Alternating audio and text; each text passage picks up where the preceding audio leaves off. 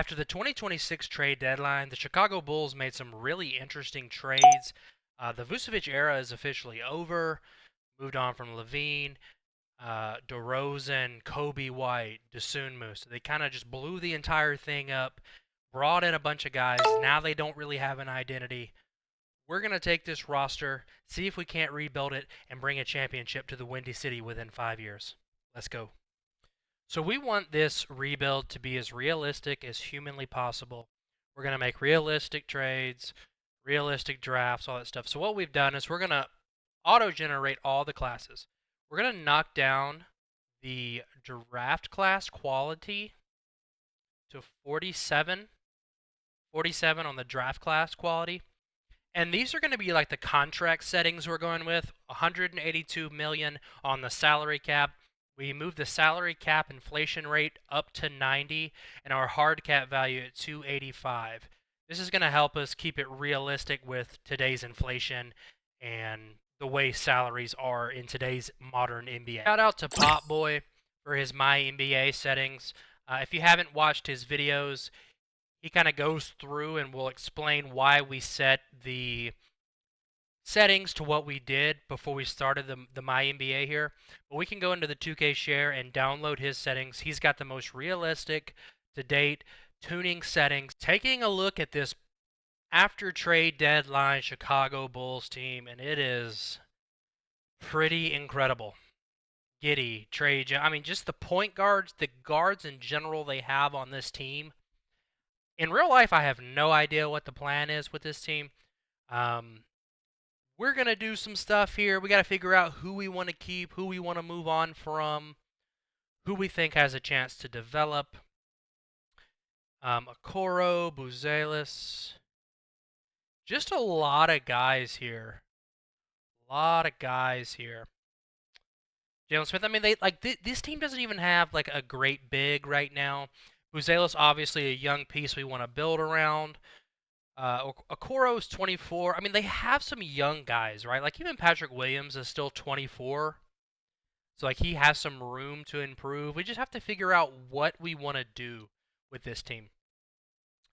To start the rotation this season, I kind of want to take a look what we got. So we got Giddey, Ivey, Okoro, Buzelis, Collins. Now Collins obviously injured in real life. We're going to use him on the game. Trey Jones, 29 minutes. Simons, Sexton, Jalen Smith, Kawamura. So right now it's just a 9-man rotation. And do we even have a backup 5? Okay, so Jalen Smith, the backup 5. Who would be the backup 4? So we don't really have a backup 4 right now. So Patrick Williams is just not going to get any minutes. So what we're actually going to do here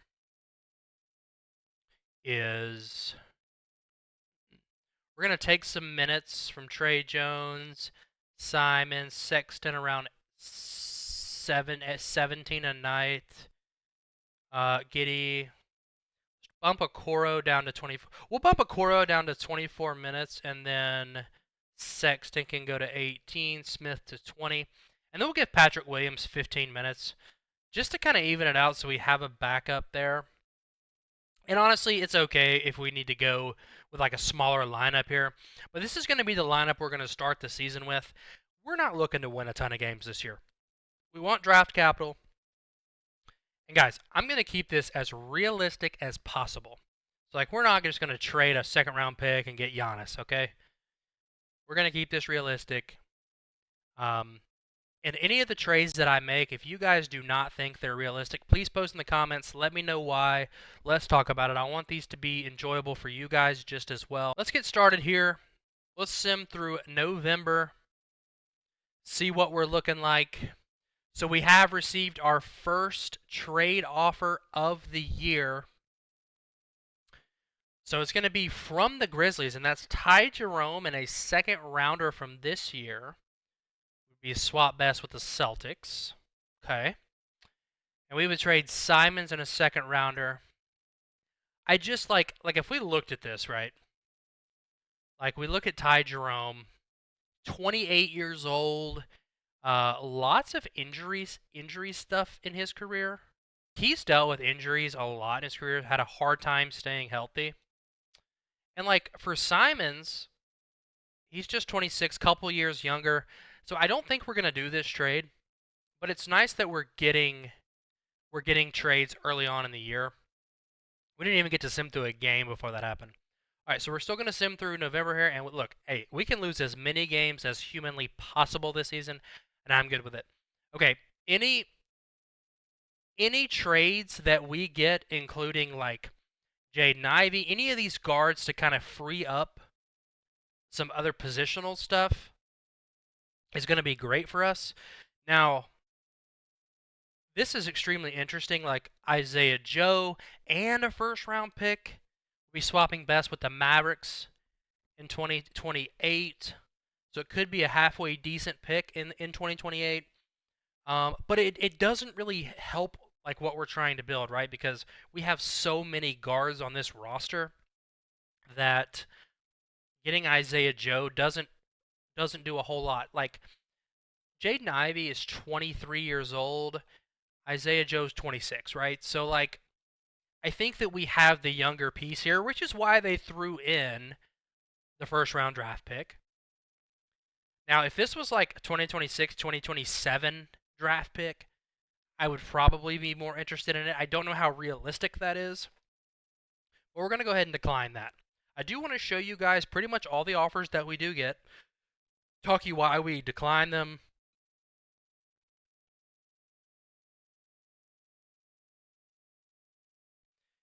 It's okay.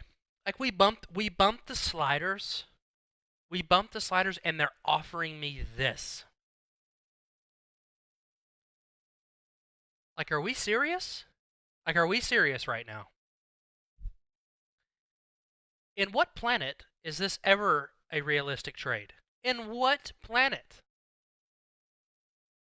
Jaden Ivey and Essengay for Amin Thompson and a first rounder. Okay, decline.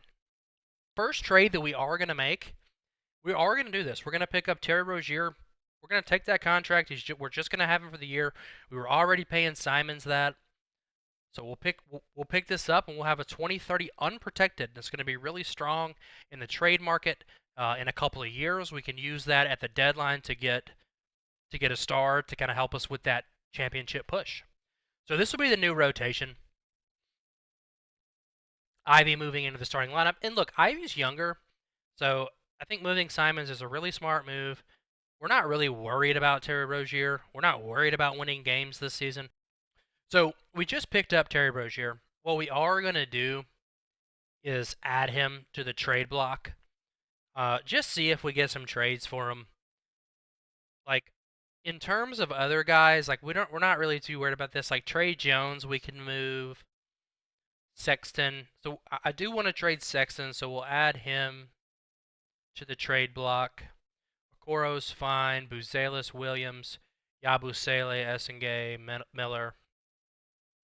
Zach Collins we're going to add to the trade block as well. So those are kind of the three guys we're looking to move. Like Jalen Smith, I think, is a really good backup center power forward in the NBA. So we'll keep him for now. I mean, his contract's a little high. Like in terms of contracts, obviously Terry Rozier is really eating a hole in our pocket right now, but like Patrick Williams is like fifth on the team in how much he makes a year. So is Zach Collins. They're both making 18 million. Just terrible contracts in general. I mean I get Patrick Williams is still young. Anything else? We're 3-16 right now, 3-17. This is great, and we just want to make sure that we're scouting around that first, second, third pick, scouting first rounders. And I think we're good there. We'll keep going. Because we're 3-19. We're extremely happy. Like, Buzelis is probably untouchable. Like, 98% untouchable, unless we got, like, the craziest trade in the world. We're not going to be interested in looking at really anything in that regard. So, Jimmy Butler and the Warriors win the NBA Cup, and Butler takes home the MVP. Okay. Interesting. He got up for the NBA Cup. Jimmy Butler doesn't sound like something he would do, but all right, 2K. Sounds good. Okay. So our guys are about 60-ish% there. We're doing good with scouting. We actually won a basketball game. 4-25 on the year so far. Perfect. So we're currently 5-25 on the year. Wanted to check in on the players, kind of see how they're doing this year. Buzelis obviously leading the team in minutes, and that's just what we want. Like, we're just not getting a huge scoring output from Buzelis. Like, Giddey's doing what Giddey does, right? 13, 8, and 8. And that's what you're going to get from Giddey. In terms of points, Jaden Ivey actually leading the team in points, 28 minutes a night. Sexton getting 13 and 20, so he's doing pretty well in the limited minutes that he is getting. Zach Collins 12 and 7. That's just atrocious. Okoro playing 28 minutes, just not doing a whole lot, averaging a steal a game.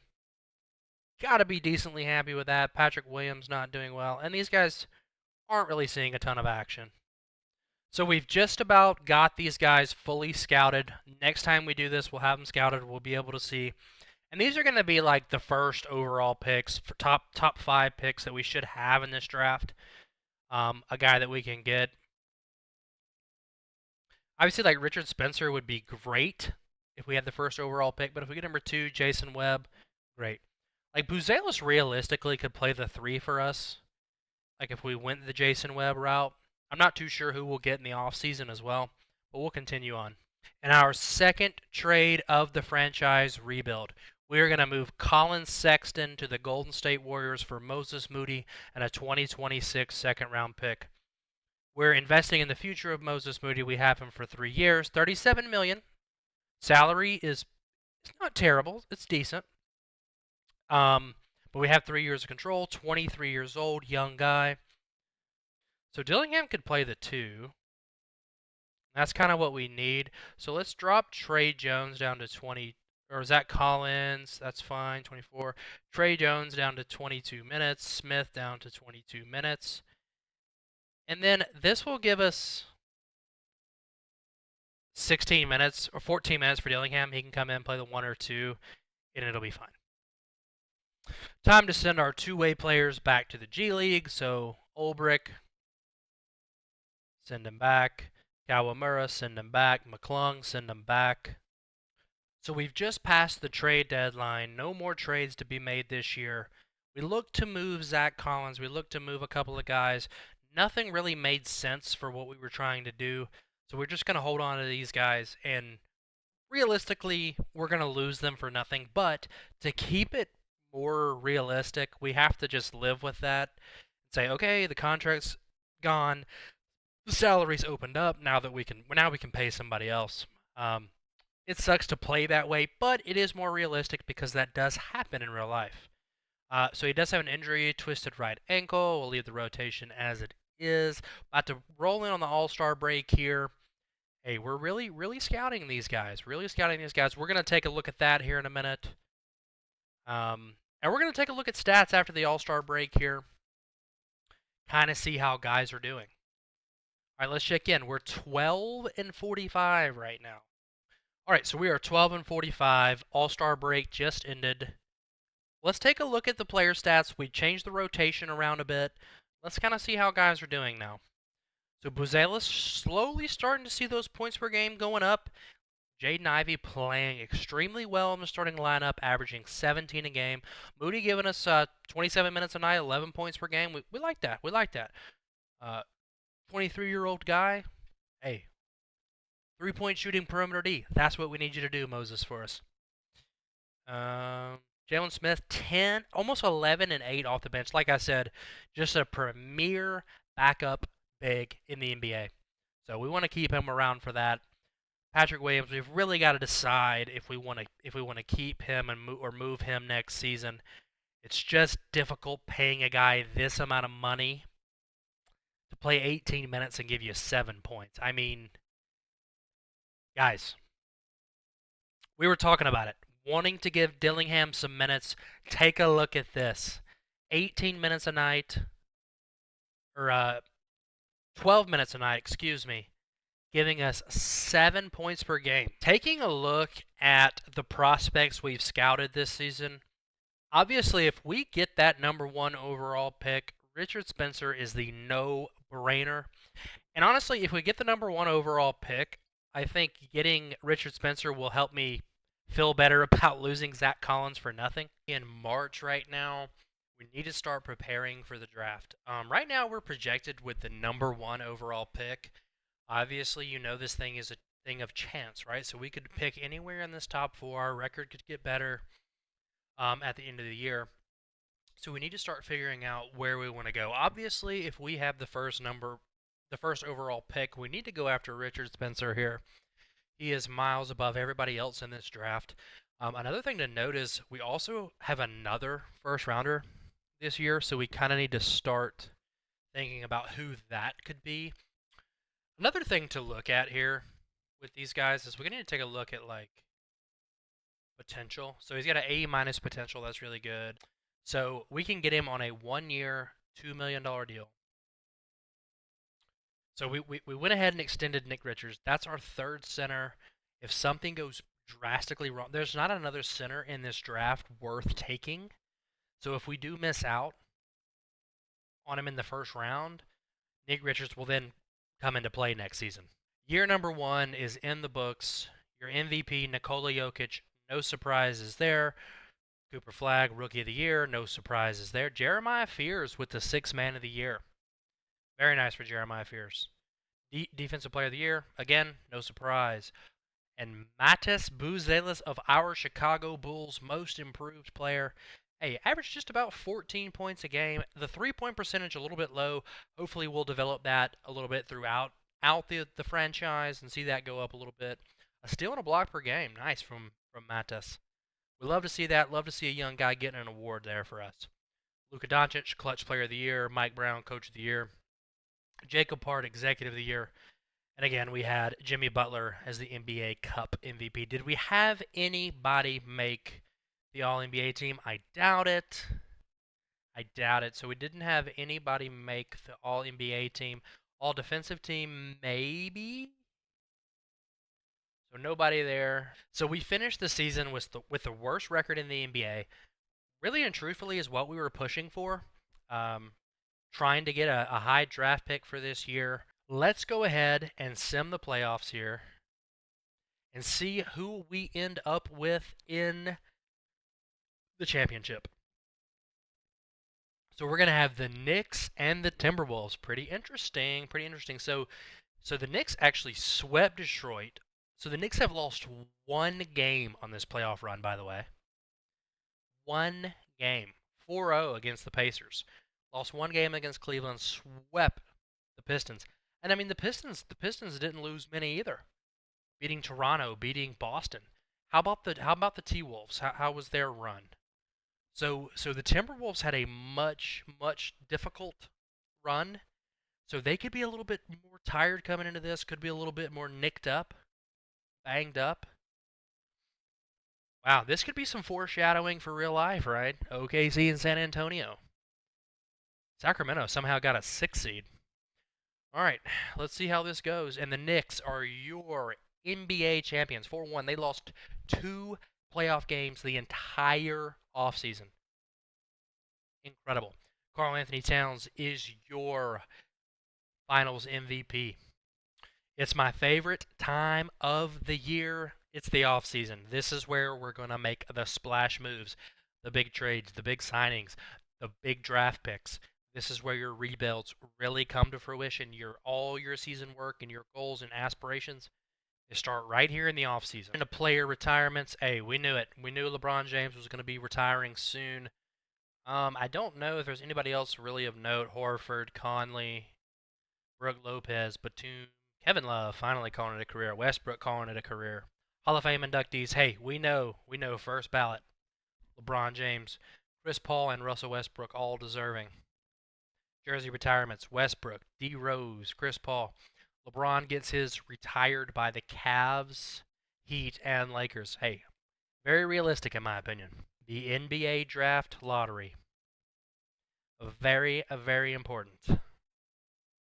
Goes to the 76ers. 13th, the Lakers.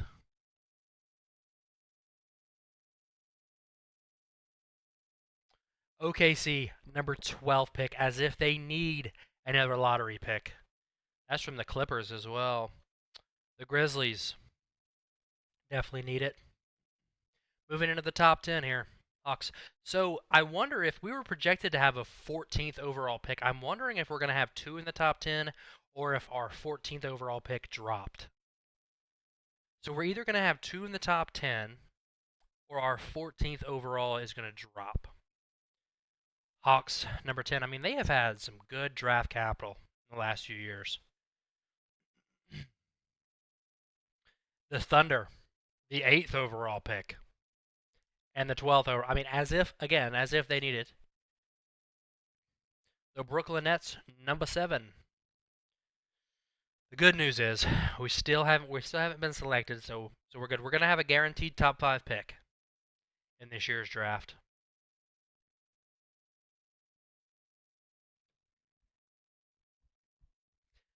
Number 5. So here's the thing: we either have another pick here in the top 5, or our 14th dropped. We're gonna find out here. As if we have number 1 and number 5, we're gonna find out here. But with the worst record in the NBA, to get the number 5 pick, I would feel sick to my stomach. The Wizards are number 2. So the Jazz are going to get the number 1 overall pick. That's hard. That's tough. Look, I think that's a perfectly reasonable answer. I think it's perfectly reasonable. Let's throw in Patrick Williams and see what they say. The Utah Jazz have agreed to your offer. So we have made a blockbuster trade deal. We wanted the number 1 overall pick, and we're going to get the number 1 overall pick.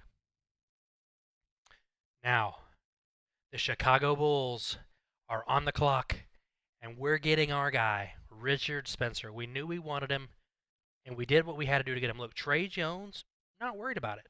Patrick Williams, it's a bit tough. I feel like we paid a hefty price, and we really need Richard Spencer to pay off for this. This is a risky move for the organization, but we hope it pays off. Richard Spencer with the first overall pick. So let's take a look at some of the qualifying offers. James Harden declined. Austin Reeves declined. Could be the guy we go after this year. Trae Young, A lot of accepts. Decline for Hartenstein. Interesting. Don't really need that. Kevin Porter Jr. don't need that. What is this? DeAndre Ayton declined. Okay. So that's really Jay Huff, Duncan Robinson, Dennis Jenkins, Champagny. All right. Dominic Barlow could be really interesting, actually, to pick up. So really the only one that I see off the top of my head here is going to be Austin Reeves. All right. So the question that I have here is how much cap room do we have? And the answer is pretty good. We've got a pretty good number of cap space. And look, we need a shooting guard. We need a shooting guard. Okay. Okay. Austin Reeves. Expecting 25 million. I want Austin Reeves. So we're gonna offer him 27.5.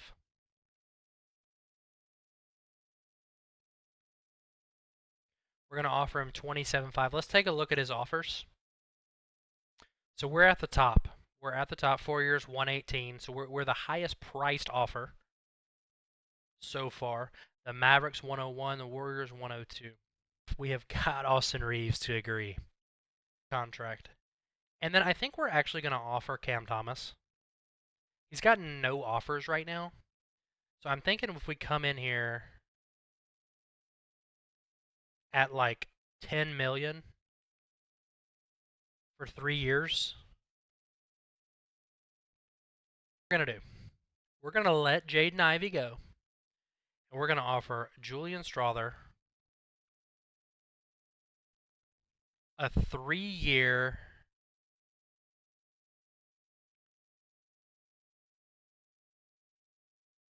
$4 million deal. $3.92 million deal. And we'll do a team option for that 3rd year for Julian Strawther. And I don't know how many minutes he's going to get. And the question now becomes, do you just go get Dennis Jenkins and let him be your backup point guard?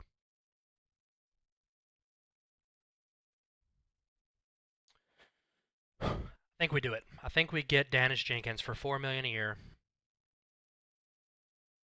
We offer that contract. We have to focus on the betterment of the team. If Dennis has a really good offseason and he ends up like an 80-something overall, like he's going to be a great backup point guard for that price. Jaden Ivey is prepared to accept an offer from the Lakers. You will be given an opportunity to match the contract. So, based on what we did, is we are going to decline this, and we're going to renounce our rights to Jaden Ivey. So Jaden Ivey will be a Los Angeles Laker, and I think it's a good get for him. But we got Cam Thomas for a little bit cheaper. And while I don't think Cam Thomas's ceiling is as high as Jaden Ivey, Cam Thomas can just score. And that's what we need paired with Josh Giddey, right? Because we have Josh Giddey, Cam Thomas, Austin Reeves, Big Man, Buzelis, Moses Moody. I mean, the team's really coming together already, and we're just in the year 1 offseason. I'd like to see how those guys develop in the offseason. So we've got Giddey Jenkins, point guards, Austin Reeves, Cam Thomas, and then Julian Strawther, who can play the 2 or the 3. I mean, if Strawther comes in and has a good offseason, he could get these minutes over Okoro, right? Because he can also play the 3. I mean, he's a 6'6" guy. The 3, Moses Moody, Buzelis, and Barlow. At the 4, Richard Spencer, Jalen Smith at the 5. And just like we wanted on Dillingham, the +5 coming in, 77 overall. This is some great development. Look, it's a logjam now. We made the decision to get Dennis. We didn't know what the development was going to look like. We didn't want to risk it. Austin Reeves dropped 3. That's a bit concerning because we have him for 4 years. But Cam Thomas with a +2, Strawther with a +2. So Strawther realistically could take this 3 spot from Okoro. Okoro's starting to see some regression. Went down. Inside scoring. Everything else went up though. Perimeter D went up. IQ up. Potential's the lowest. Strawther with a B+ potential though. So Strawther could get those small forward minutes this season. Buzelis. So Buzelis, no growth in rating. Essengay up 3. That's big. That's big. Barlow probably still gets those minutes. And then Nick Richards starting to see a little bit of regression, which is fine.